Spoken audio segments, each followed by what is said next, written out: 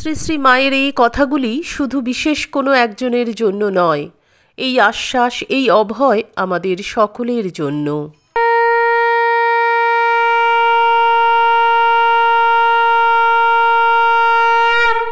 নমস্কার, অমৃত সুরলহরীতে সবাইকে স্বাগত জানাই।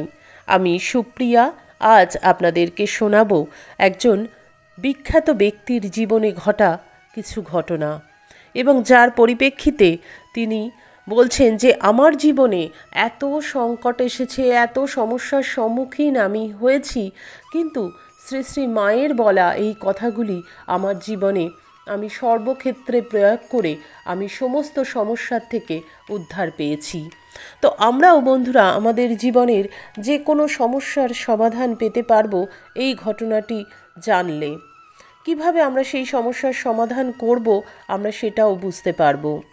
চলুন তাহলে শুনে নিই যে কিভাবে আমরা আমাদের জীবনে যখন কোনো সমস্যা আসবে, কোনো সমস্যার সম্মুখীন হব বা কোনো সংকট আসবে, কোনো বিপদ আসবে, আমরা কি করব তখন।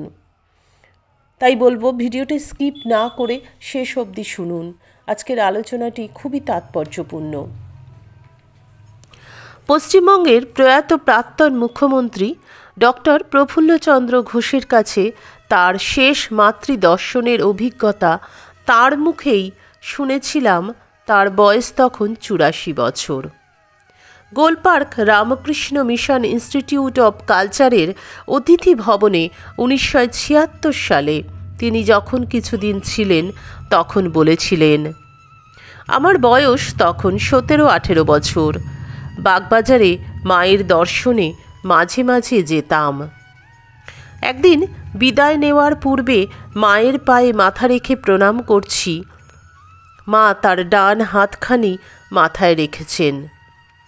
আস্তে আস্তে কিন্তু স্পষ্ট স্বরে মা বললেন, যখন দুঃখ পাবে, আঘাত পাবে, বিফলতা আসবে, তখন নিশ্চিত যেন আমি তোমার সঙ্গে রয়েছি। ভয় পেও না, হতাশ হয়েও না বাবা। আমি মা থাকতে তোমাদের ভয় কি? আমি তোমাদের মা, সত্যিকারের মা। আমি মা থাকতে তোমাদের কে কি করবে? যেন বিধাতারও সাধ্য নেই যে আমার সন্তানদের কোনো ক্ষতি করেন। আমার উপর ভার দিয়ে নিশ্চিন্ত হয়ে থাকো, আর সর্বদা যেন যে তোমাদের পিছনে এমন একজন রয়েছেন যিনি তোমাদের সর্বদা রক্ষা করছেন এবং করবেন, যেন তোমাদের মা রয়েছেন। চলে আসছি আবার মা মন্ত্র উচ্চারণের মতো বললেন, আমি তোমাদের ইহকালের মা, তোমাদের পরকালের মা, আমি তোমাদের জন্ম জন্মান্তরের মা। আমি মা থাকতে তোমাদের ভয় কি? মুখ্যমন্ত্রী বলছেন, মাকে সেই আমার শেষ দর্শন। তারপর কত দিন চলে গেল। আজ আমার জীবনের প্রান্ত সীমায় এসে বুঝতে পারছি মায়ের সেই আশীর্বাদই আমার জীবনের রক্ষা কবচ। জীবনে বহুবার সংকটে পড়েছি, বহু সমস্যার সম্মুখীন হয়েছি, কিন্তু যখনই সংকট এসেছে, সমস্যা এসেছে, আমাকে বলা মায়ের শেষ কথাগুলি আমি স্মরণ করেছি। মনে মনে ভেবেছি আমি মায়ের চরণে মাথা রেখে প্রণাম করছি, আর মা আমাকে আশীর্বাদ করছেন। জীবনের সকল সংকট, সকল সমস্যা আমি অনায়াসে পার হয়ে এসেছি মায়ের কৃপায়, মায়ের আশীর্বাদের শক্তিতে। অনুরূপ কথা মা অপরকেও বলেছেন, বিধির সাধ্য নাই যে আমার সন্তানদের রসাতলে ফেলে। তিনি ছিলেন পশ্চিমবঙ্গের মুখ্যমন্ত্রী, আর তার হাতে ছিল এই দেশের সমস্ত দায়ভার। তিনি বলছেন, এবং তিনি যে জীবনের বিভিন্ন ক্ষেত্রে নানা সমস্যার সম্মুখীন হবেন এটাই স্বাভাবিক, কারণ সমগ্র দেশের দায়ভার যার হাতে রয়েছে।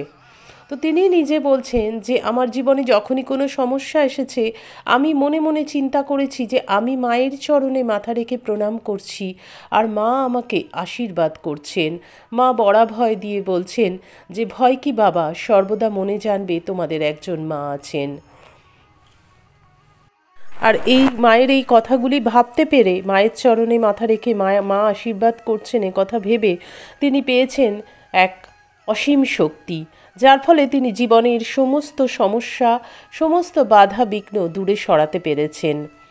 আমরাও যদি এইভাবে মায়ের একটা ছবি রেখে মায়ের চরণে প্রণাম জানাই এবং মাকে সমস্ত কথা খুলে বলি, মা কিন্তু আমাদের এই সমস্ত সমস্যার সমাধান করবেন। আজ আমরা মাকে হয়তো প্রত্যক্ষভাবে পাচ্ছি না, কিন্তু পরোক্ষভাবে আমরা যে ছবিতে পাচ্ছি মাকে, মা বলছেন ছায়া আর কায়া সমান। সেই ছায়াতেই ডাকতে ডাকতে মা বলেছেন সেই ছায়াতেই তার আবির্ভাব হয়। আবার মা কথাও বলছেন যে মা বলে ডাকলে কাউকে ফেরাতে পারি না। তাই আমরা যদি জীবনের যে কোনো সংকটে, যে কোনো অবস্থায়, যে কোনো পরিস্থিতিতে মাকে স্মরণ করি, মা বলে ডাকি এবং নিজেদের সমস্যার কথা অকপটে মায়ের কাছে তুলে ধরি, মায়ের আশীর্বাদ প্রার্থনা করি, মা আমাদের সেই সমস্যা কিন্তু সমাধান করবেন। আমরা দেখলাম ডক্টর প্রফুল্লচন্দ্র ঘোষের জীবনের কথা থেকে। এটি লিখেছেন স্বামী পুণ্যাত্মানন্দজি মহারাজ চিরন্তনী সারদা গ্রন্থে। মহারাজ বলছেন যে এটা ডক্টর প্রফুল্লচন্দ্র ঘোষের টেপ রেকর্ডেড স্মৃতিচারণের তারিখ ছিল 27 অক্টোবর 1976, আর টেপ রেকর্ডার থেকে অনুলিখিত স্মৃতিচারণের তারিখ ছিল 29 অক্টোবর 1976। মহারাজ বলছেন যে এই কথাগুলি শুধু বিশেষ কোনো একজনের জন্য মা বলেননি। এই আশ্বাস, এই অভয় মা আমাদের সকলের জন্য করে গেছেন, অনাগতকালের সব মানুষের জন্য।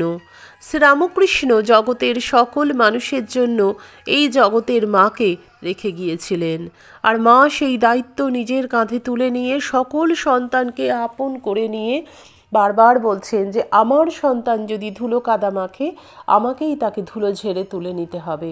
তাই আমরা যখন কোনো ভুল করি, কোনো অন্যায় করি, আমরা যদি মায়ের কাছে সেই অন্যায় অকপটে স্বীকার করি এবং যদি বলতে পারি মা আর করব না, বা আমাদের জীবনে আমাদের ভুলের জন্য যদি কোনো সমস্যার সম্মুখীন হতে হয়, তখন যদি আমরা মায়ের কাছে প্রার্থনা করি, মা সেই কথা কিন্তু শোনেন।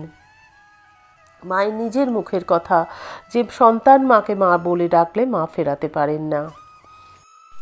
মা নিজে বলেছেন যারা এসেছে, যারা আসেনি, যারা আসবে, সকলের উপর সমান ভালোবাসা বাবা, সকলকে বলে দিও। তো মা সকলকে ভালোবাসেন। আজকেও যদি আমরা এইভাবে মায়ের কাছে নিজেদের দোষ ত্রুটি, নিজেদের সমস্যা, নিজেদের সব কিছু তুলে ধরতে পারি, মা আমাদের রক্ষা করবে। অসাধারণ ঘটনা আজকে জানলাম।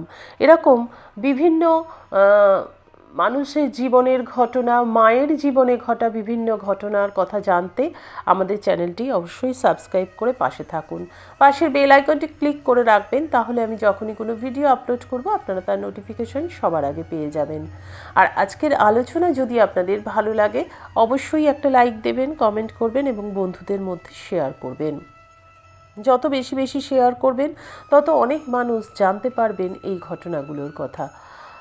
আজকের মতন এখানেই বিদায় নেব। যেতে যেতে বলবো ঠাকুর মায়ের কৃপায় আপনারা সকলে খুব ভালো থাকুন, সুস্থ থাকুন, সকলের মঙ্গল হোক, সকলের ভালো হোক। ঠাকুর মায়ের চরণে আভূমি লুণ্ঠিত প্রণাম জানিয়ে আজকের ভিডিও এখানেই শেষ করছি। হরি ওম তৎসৎ। রামকৃষ্ণ অর্পণমস্তু। জয় মা শারদেশ্বরী, জয় তু স্বামীজি মহারাজ।